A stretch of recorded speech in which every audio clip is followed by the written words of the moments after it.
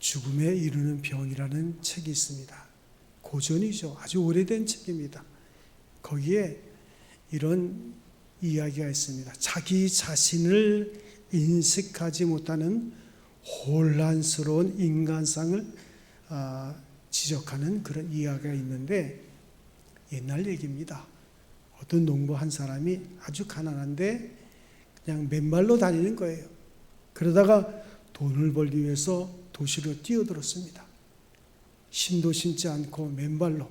그리고 하루 종일 굳은 일을 해서 그날따라 돈을 많이 벌었습니다. 그래서 한 켤레의 양말을 사고 또 한 켤레의 신발을 사고, 그래서 이제 양말과 구두를 사서 신었어요. 그리고도 돈이 남아서 이제는 술 한 잔을 거친다는 게 그만 만취가 됐습니다. 그래서 비틀거리면서 자기 집을 향해서 돌아가다가 그만 길 한가운데서 그 만취된 상태로 길에 누워버렸습니다.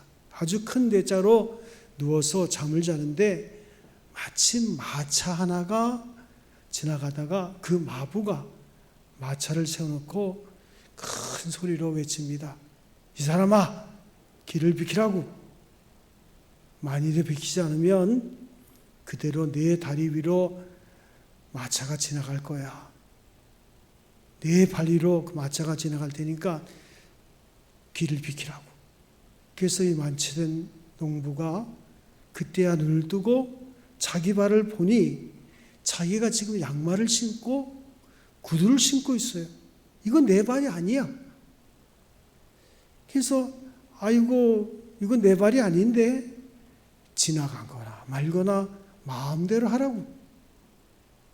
이것은 내 발이 아니야. 세상에 자기가 맨발일 때 자기 거라고 생각하고 술 취한 가운데 신발과 양말을 신은 그 발이 자기 발이 아니라고 생각하는 거예요. 자기 발을 보고도 알지 못하는 이 모습이 바로 인간의 혼란스러운 모습이라는 거예요. 우리가 잘 아는 철학자 소크라테스의 말을 빌지 않아도 know thyself, 내 자신을 알라 하는 말을 빌지 않아도 이 중요한 것은 내가 누구인가. 제가 한번 찾아봤어요. 내가 누구인가라는 제목을 가지고 출판한 책이 얼마나 되나 한번 찾아보더니 수백 건이에요.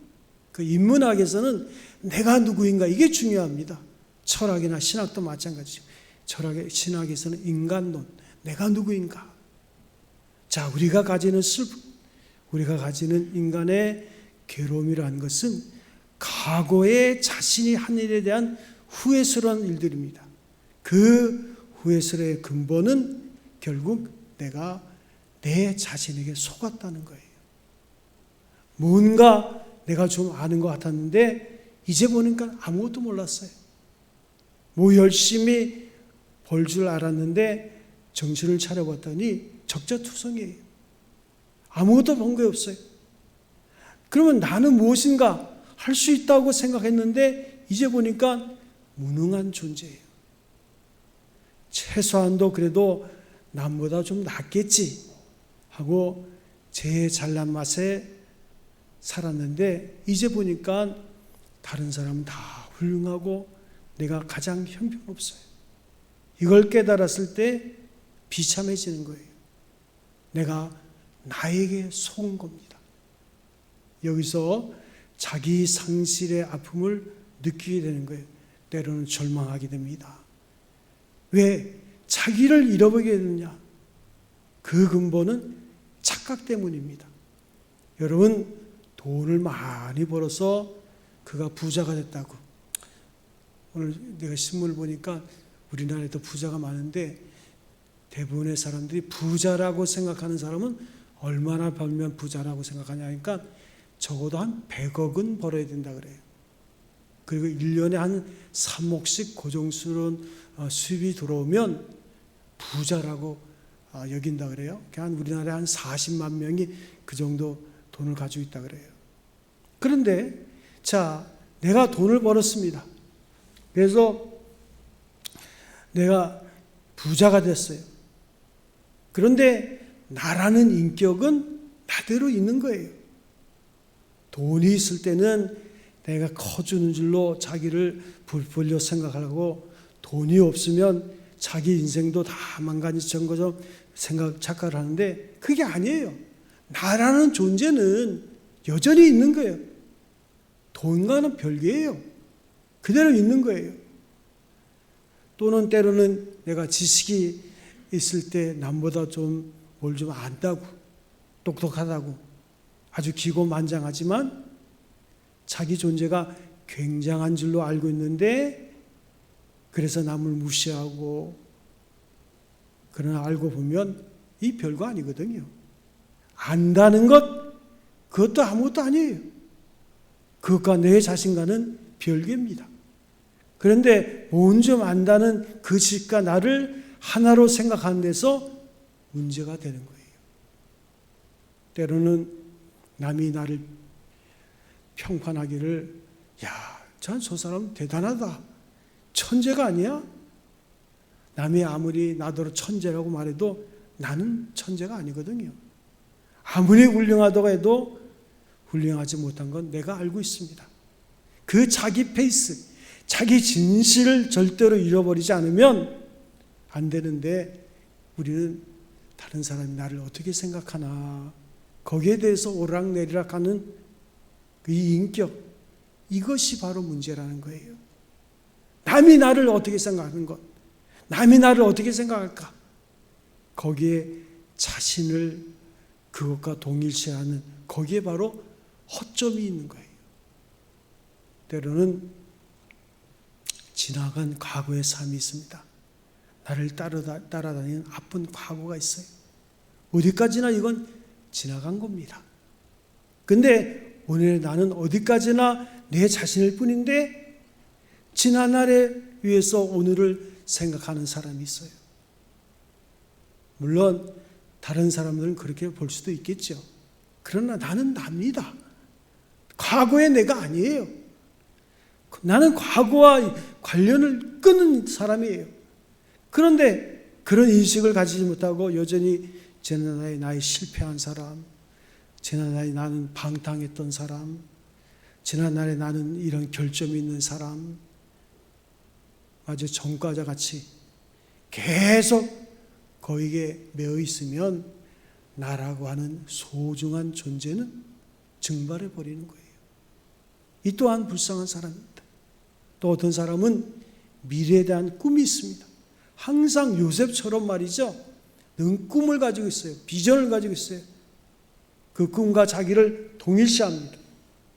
마치 뭐와 같은 거 하니, 아직 내가 돈을 번 건 아니거든요. 그런데 벌기로 계획을 했어요. 이렇게 해서 내가 돈을 벌겠다. 그래서 이미 돈을 꿔서 써버리기 시작하는 거예요. 아니, 아직 벌지도 않았는데 벌 걸 생각하고 미리 쓰는 거예요. 이처럼 허황한 꿈을 꾸는 이상한 사람들이 있는 건데, 근데 그 모습이 때로는 우리의 모습이 되는 거예요. 그래서 사람들은 대체로 이 현장에서 자기를 잃어버리는 거예요. 또 이 자기를 객관화하지 못하고 주관적으로 자기를 생각하니까 자기 자신을 온전히 보지 못하는 거예요. 그래서 오늘 성경 말씀 가운데 사도 바울이 자기 자신에 대해서 평가를 하는데 거기에 정직함이 있는 거예요. 자, 이 사도 바울은요, 그 시대에 진짜 믿음의 영웅과도 같습니다. 얼마나 많은 사역을 했어요. 그런데 사도 바울이 자기 자신에 대해서 정직하게 나는 누구다, 이런 실은 이 자기 자신을 정직하게 말하는 용기가 있어야 됩니다.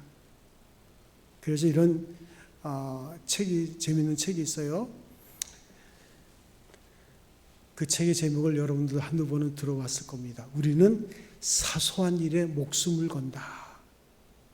시시한 일에 나의 마음을 너무 쓴다는 거예요. 그래서 불행해진다는 거예요. 모든 문제는 바깥에 있는 게 아니라 여러분 자신에게 있는 거예요. 내 자신이 있는데 그래서 별로 중요하지 않은 것을 너무 중요하게 생각하고 결국은 자기를 잃어버리는데 모든 불행과 근심, 심지어 스트레스라고 하는 것도 결국은 내 내부에 있는 거예요. 그런 거로 자기 자신에 대한 문제, 자기 진실에 대한 것을 바로 찾는 것. 그러면 우리가 걱정할 문제는 아무것도 없는 거예요. 문제는 자기 자신을 지금도 모르는 거예요. 그래서 오늘 사도 바울은 자신에 대해서 어떻게 평가할까요? 이렇게 평가하고 있습니다. 18절에 보면 내 속에 곧 내 육신에 선한 것이 거하지 않은 줄을 내가 아노니 원함은 내게 있으나 선을 행하는 것은 없노라. 내가 원하는 바 성을 행하지 아니하고 도리어 원하지 아니한 바 악을 행하는도다. 만일 내가 원하지 아니한 그것을 하면 이를 행하는 자는 내가 아니고 내 속에 거하는 죄리라.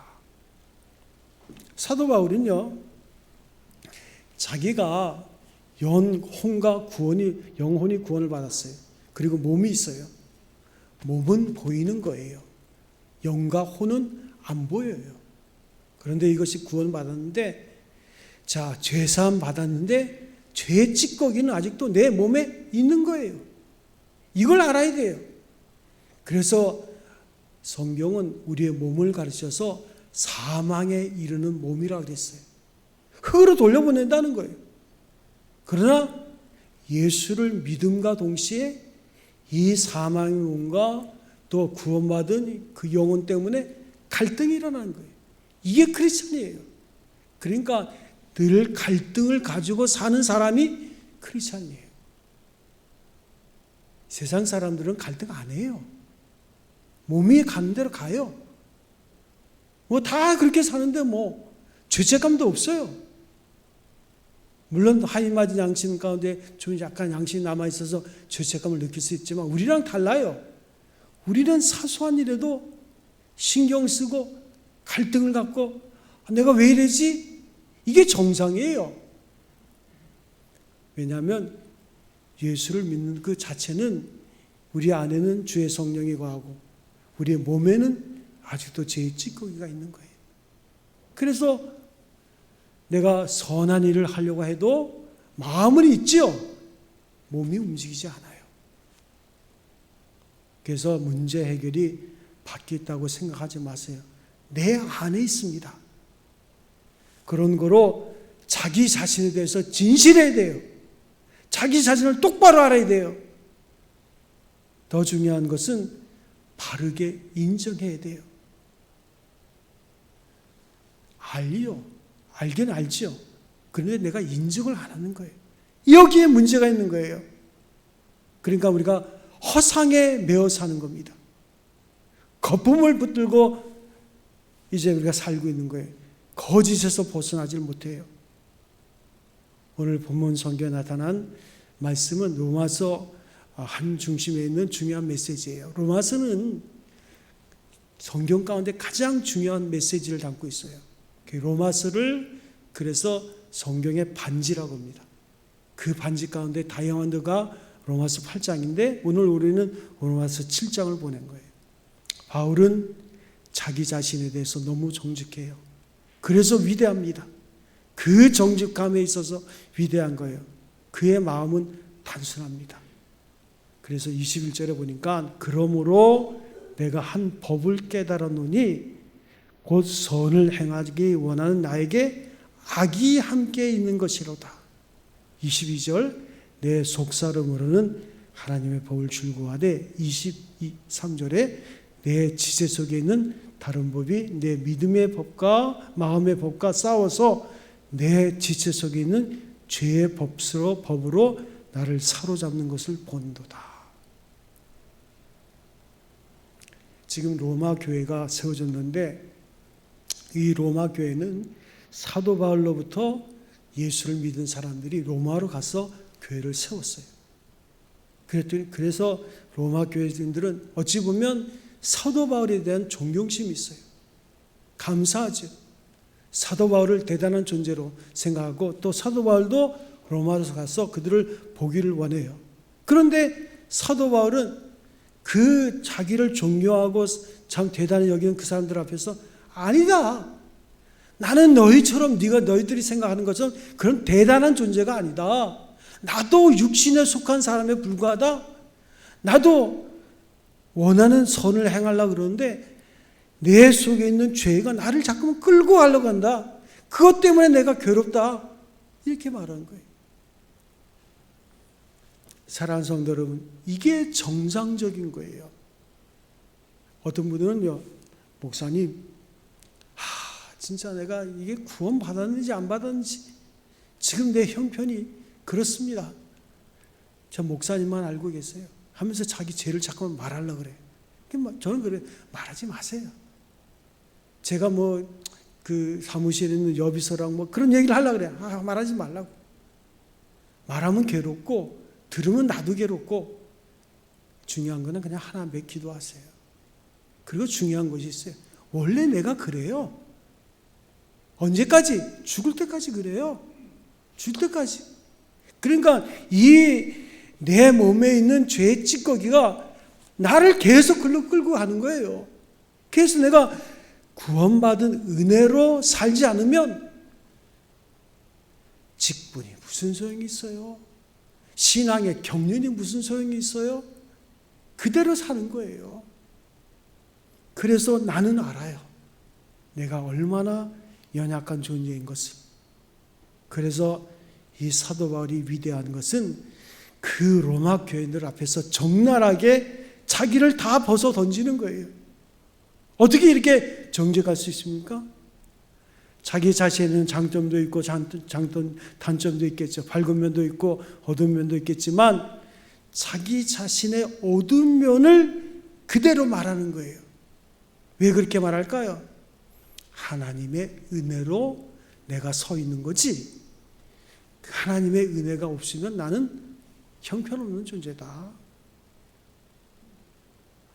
솔직하게 이럴 데 없습니다. 그것이 위대한 거예요. 이렇게 진실하고 이렇게 정직하고 이것을 바탕으로 복음을 전하고 있는 거예요. 그래서 하나님은 상하고 지친 마음을 기뻐하십니다.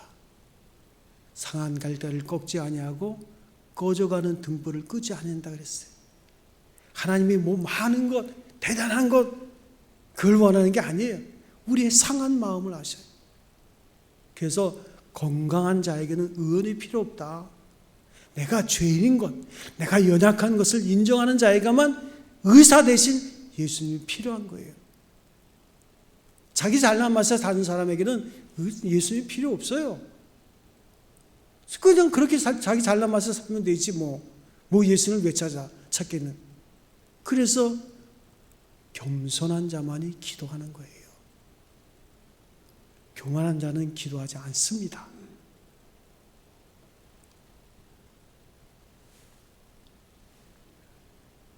바울은 말합니다. 내 몸에 악한 죄가 여전히 있다. 그는 당연히 영에 속한 사람이요 성령의 사람인데 그러면 육신의 생각이 싹 없어져야 되잖아요. 그런데 그렇지 않다는 거예요. 바울은 말합니다. 나는 육에 속한 사람이라다. 아니 지금 그 하나님의 사람인데 자신을 가르쳐서 육에 속한 사람이라고 그래요. 그래서 종교개혁자 마틴 루터는 인간에 대해서 평가할 때 이것은 구원받은 인간을 말합니다.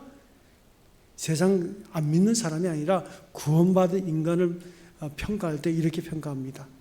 구원받은 영혼과 죽을 몸에 위한 죄를 함께 가지고 있는 존재가 크리스찬이다. 오늘 성경은 그것을 말하고 있는 거예요. 크리스찬이라 그래서 이 몸을 딱 내버리는 게 아니라 구원받은 영혼과 죽을 몸을 함께 지니고 있는 거예요. 그래서 무의식 중에 죄를 찾고 있어요. 의식 이전에, 의식보다 더 깊은 곳에 이 잠재 의식 속에 거기에 죄가 아직도 있어요. 그래서 나는 죄에 끌려가는 존재입니다. 내게는 자유가 없다고 고백하는 거예요. 그래서 신앙생활의 가장 중요한 것은 자유인데 나는 자유가 없어요. 죄가 나를 자꾸 주도하려고 하니까. 이런 책의 제목이 있어요. 하지 말라는 것은 재밌다. 책의 제목입니다. 유명한 베스트셀러가 됐는데, 자, 어떻습니까? 하지 말라는 것은 재밌어요. 하지 말라는 것은 재밌는데 어떻습니까? 하지 말라는 것, 이게 왜 재밌을까요? 다시 바꿔 말하면 먹지 말라는 것은 다 맛이 있어요. 보지 말라는 것은 다 매력이 있어요. 이 소리입니다. 왜요? 그게 바로 우리 인간 속에 있는 악한 악이거든요. 보세요. 하라고 하는 일은 재미가 없어. 당연히 해야 할 일이 우리가 즐거워야 되지 않아요? 그런데 마땅히 해야 할 일은 즐겁지 않고 하지 말아야 될 그게 더 재미가 있는 거예요. 그래서 먹지 말아야 하는 음식은 맛이 있어요. 그게 바로 뭐예요? 병자예요. 내 몸에 좋은 것만 맛이 있다고 먹는 사람은 건강한 사람이에요. 크리스찬은요, 건강한 인생이에요. 왜요? 맛있는 것, 내 몸에 좋은 것만 먹으려고 하니까. 그래서 건강한 인생이에요. 그런데 먹어서는 안 될 것만 맛이 있어요. 그것이 뭘 말하는 겁니까? 내 속에 악이 있다는 거예요. 내가 어딘가 팔려 있어요. 묶여 있어요. 끌려가고 있어요. 그 소리예요. 그래서 사도 바울은 특별히 말합니다. 내가 선을 행하고자 하는 거기에 악이 함께 있는 것이로다. 참으로 진실합니다. 여러분, 내가 어떤 때 선한 일을 해요? 순수한 마음으로 선한 일을 합니다. 그러면 끝까지 우리가 순수해야 되는데, 그런데 왜 칭찬을 받으려는 마음이 자꾸만 생겨요? 사람들이 나를 알아주기를 원하는 그런 마음이 생겨요. 도대체 누구를 위해서 이 선한 일을 하는가? 그래 예수님은 오른손이 하는 것을 왼손이 모르게 하라 그러셨는데, 내가 교회 봉사한다, 올인을 한다, 존을 한다, 친절하게 한다, 악수를 한다, 반갑게 맞이한다, 존을 하기는 같은데 속에 여기에 딴 생각이 있거든요. 중요한 것은 자기가 모르고 있다는 거예요. 그래서 22절에 사도 바울은 말합니다. 내 속사름으로는 하나님의 법을 즐거워하되 내 지체 속에 있는 또 다른 법이 내 마음의 법과 싸워 내 지체 속에 있는 죄의 법으로 나를 사로잡는 것을 보는도다. 내 영혼은 구원받았으니까 선한 일을 하려고 해요. 그런데 이 몸이 안 그래. 몸이 자꾸만 싸움을 걸어. 그래가지고 몸이 원하는 대로 가려고 하는 거예요. 그걸 사도 바울은 지금 보고 있다는 거예요. 내 속에 악이 있다는 것을, 내가 선한 일에 하는 속에 악이 함께 있다는 것을 내가 모르고 있어요. 다른 사람은 다 아는데 나만 모르고 있어요. 여기서 엄청난 우리 모순에 우리가 빠지는 거예요. 사도 바울은 그 위대함이 바로 여기 있습니다. 많은 사람들은 이렇게 악과 위선과 거짓에 젖어 살아가면서 어디까지 의인지 어디까지 선인지 모르고 그냥 흘러가고 있어요. 자기한테 자기가 속아요. 그런데 바울은 아니다. 나를 사로잡아 오는 것을 보는도다. 자기를 객관화해서 능력 있게 자기를 보는 거예요. 나는 결코 선한 자가 아니다. 나도 역시 육신에 속한 자에 불과하다. 아니 이게 사도 바울이 구원받지 않을 때 상태가 아니라 이미 구원받았을 때. 여러분 어떠세요? 여러분 자신에게 한번 적용해 보세요. 여러분은 완전하십니까? 늘 선을 행하고 원하는 바 선을 행하고 하나님께 영광 돌리는 삶을 살고 있습니까? 비참한 자기 모습, 이 형편없는 인간을 저 멀리서 사도 바울은 바라보고 있는 거예요. 그러면서 자기 자신에게 야 이놈아, 자기가 자기를 볼 줄 아는 거예요. 이것이 중요한 거예요. 그래서 사도 바울은 말하기를 오라 나는 곤고한 사람이로다. 오라 나는 곤고한 사람이로다.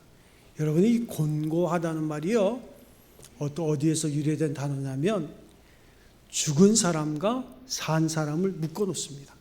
그러니까 로마의 아주 비참한 그 벌칙 가운데 하나가 십자가도 있지만 죽은 사람과 산 사람을 묶어놔요. 그러면 죽은 사람은 뭐 어쩔 수 없지만 산 사람이야말로 죽을 노릇이에요. 그걸 말이죠, 떼양볕에다 내놔보세요. 자기랑 함께 있는 사람이 죽은 사람이에요. 거기서 느끼는 이런 말할 수 없죠. 오라 곤고한 사람이로다. 왜 이렇게 모순덩어리, 아무리 아는 대로도 못하겠고 행하고 싶은 대로도 못하겠고 선한 일 한다고 그 속에 악이 있고, 그래서 나는 도대체 뭐냐. 그래서 오라 이 불쌍한 사람아, 이 가련한 사람아, 자기 스스로에게 그렇게 말하고 있어요. 스스로는 아무것도 할 수 없는 존재, 이걸 인정하시라는 거예요. 근데 우리는 자꾸만 허상을 바라보고 있어요. 내가 대단한 존재인 것처럼 착각하고 있다고요. 아니, 예수님은 대단하시지. 그렇지만 그리스도 없는, 하나님의 은혜가 없는 나는 형편없는 존재예요. 그래서 사도 바울은 인생 말년에 나는 죄인 중에 괴수다 하고 말하고 있어요. 나는 죄인 중에 괴수다. 다른 사람들은 사도 바울을 물어보고 성자라고 막 하는데 나는 죄인 중에 괴수다.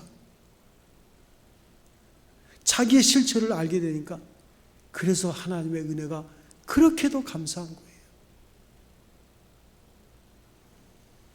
전적인 타락, 전적인 무능을 자기 자신에서 보게 있는 거예요. 그러면 내가 어디로 왔던가? 이리가 은혜인 거예요. 내가 이 길을 갈 수 있다는 게 하나님의 은혜요, 감사해요. 가끔 그런 얘기를 듣습니다. 어떤 분들이 아이고 저분 신앙의 경륜도 오래됐는데 장로님인데 목사님인데 어떻게 저럴 수 있나, 그런 얘기를 듣잖아요. 그러지 마세요. 나도 똑같아요. 누가 누구에게 돌을 던지겠습니까? 그나마도 그가 예수를 믿으니까 그 정도 된 거죠. 우리나라의 대학보다도 더 그 정신적인 지주가 되는 그런 기관이 하나 있습니다. 거기서 박사학위를 받은 분이 목사님 너무 실망했어요. 그러더라고요. 왜요? 그 기관의 원장이 이제 왔는데 그 원장이 뭐냐면 전 국무총리예요. 그리고 장로님이에요. 그래가지고 연세도 있고 또 신학 경도 있고, 그래서 많은 직원들이 굉장한 기대를 했어요. 근데 와서 하는 일을 보니까 아니라는 거예요. 아니, 법인카드를 자기 돈이나 뭐나 가족들이나 막 쓰는 거예요. 그런 개념도 없어요. 잘못하겠다 생각도 안 하는 거예요. 너무너무 실망했다는 거예요.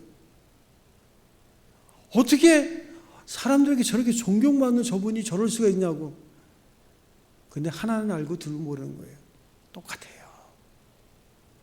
하나님의 은혜 가운데 거하지 않으면 똑같습니다. 누굴 대단한 존재라고 생각하지 마세요.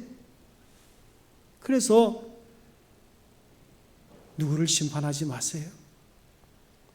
예수 믿어서 그래도 그 정도 된 거지, 은혜 안에 있으니까 그 정도 된 거지. 여러분, 죄는 때로는 아름다워 보입니다. 아름다운 세계를 우리에게 약속해요. 여기에 사람들이 속는 거예요. 죄는요, 매력이 있어요. 매력이 있으니까 죄를 짓는 거예요.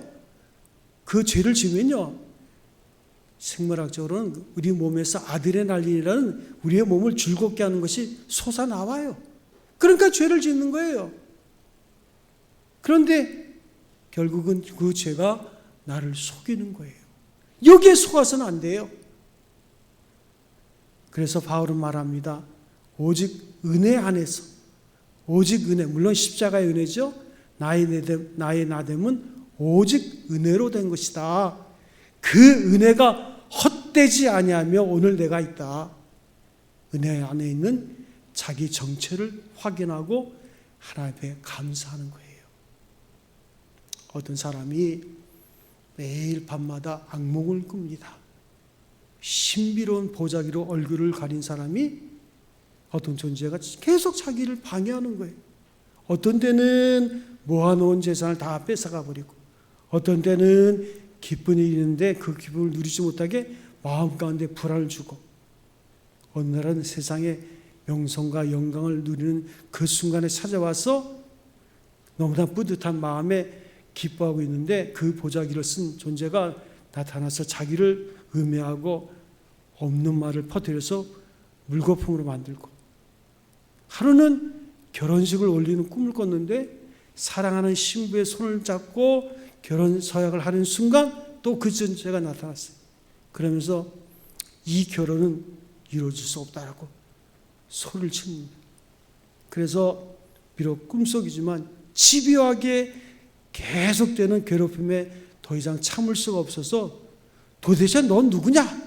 하고 외치면서 그 존재의 얼굴을 가린 보자기를 확 벗겼어요.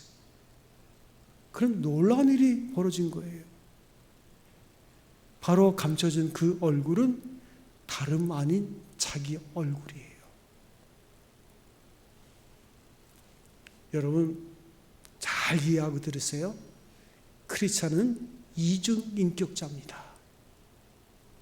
우리에게는 하나님의 은혜에 대한 감격과 감사는 선하고 아름다운 모습이 있는가 하면, 그 이면에는 여전히 죄의 찌꺼기에 끌려다니는 추악한 모습이 있는 거예요. 그런 면에서 크리스찬은 이중인격자예요. 그래서 마틴 루터는 크리스찬을 가리키면서 죄인이면서 의인이라고 했어요. 십자가의 은혜의 사랑, 그것을 잃어버렸을 때 우리는 죄인의 삶을 삽니다. 그래서 바울은 말합니다. 이 사망의 몸에서 누가 나를 건져내랴? 오직 우리 주 예수 그리스도로 말미암아 하나님께 감사하리로다. 오직 그리스도로 말미암아 감사하고 그 속에 내가 있다는 거예요. 그 은혜 받은 진정한 구원받은 하나님의 자녀의 모습이 날마다 여러분 삶 속에 함께 하시기를 주의 이름으로 축원드립니다.